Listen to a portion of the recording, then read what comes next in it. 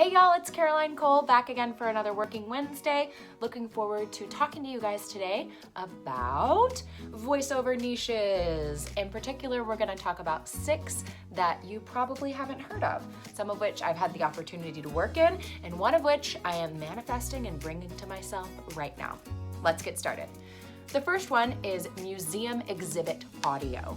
So you know when you're at a museum and you put those headphones on, you go and get the audio tour and you go into your own little world and it's just you and the person talking to you who's telling you about the art and the exhibit. That is a job and that could be you. I had the opportunity to play Alice in Wonderland for this Lewis Carroll exhibit in Vienna a while ago. I didn't get to go to the exhibit, but I did get to be Alice in it, and it was really fun and random and not somewhere I had thought about voiceover before. But yeah, all of those audio things at museums, they have to be recorded. Another thing you might not think about as voiceover is live event announcing. So every time you're at a sporting event, when you're at a fashion show, anything that has a live announcer, that is a voiceover job. And it's a little trickier than some other voiceover jobs we undertake because it's live. So you have to be able to pronounce things on the go. You might want to practice your cold reading skills if that's something that you want to pursue or check out, because they'll need someone who doesn't make a lot of mistakes. The next one I wanted to talk about, it's probably the most likely that's crossed your brain during your time in voiceover, is IVR, or interactive voice response. This is a pre-recorded voice that answers the phone for companies, right? So, or does phone surveys, right? You're the first person that a company hears. Hi, where can I direct your call? Press 0 for, whatever. If you know your party's extension, right, that's this voice. I had the opportunity, actually I'm still kind of the voice for a bank in Montreal. Again, never been to Montreal. All these places are on my list, but my voice gets there before me somehow. So a bank in Montreal, I do a lot of their phone surveys. So it's please rate the associate that helped you today on a scale from 1 to 10, where 1 is low and 10 is high, or whatever. The fourth, sorry, I have to count. The fourth niche that I wanted to share with you guys is the one that I'm manifesting. This is audio description. So this is the opposite of closed captionings, right? You have closed captionings for people who want to read the words that are being said in a movie or in a TV show. You have audio description for people who want to hear what is happening apart from what's being said. So this is usually for audiences who have a little bit more difficult time with their vision, so they can't see everything that's happening on the screen, or it might be for someone who wants to watch TV while walking around the house and can't always see the screen.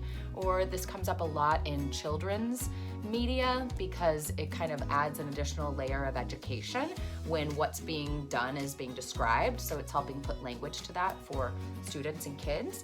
And this is something that I'm dying to get into. And it's basically the person that's Charlie moves towards the trash can. He hesitates.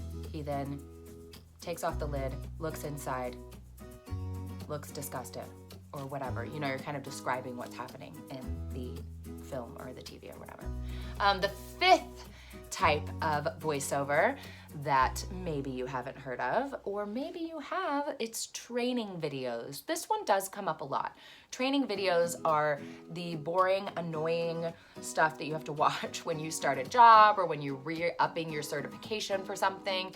Everything from in Texas we have TABC. You have to get TABC certified to serve alcohol in the state of Texas. Defensive driving, all of these kinds of trainings or courses and stuff always have someone who's voicing them.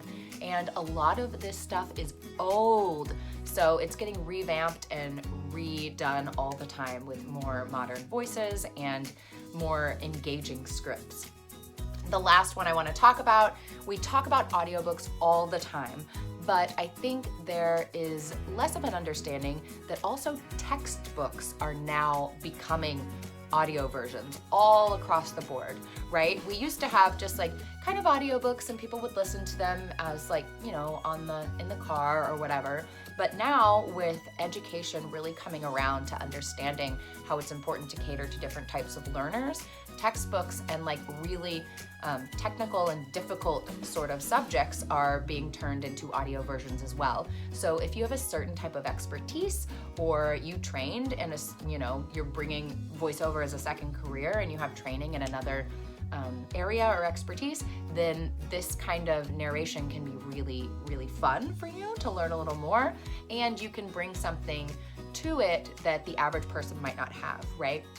So the average person like me, I would find it really difficult to read a higher level biology textbook, for example, because I would have to do a lot of research to learn how to pronounce certain things so that I don't mess it up.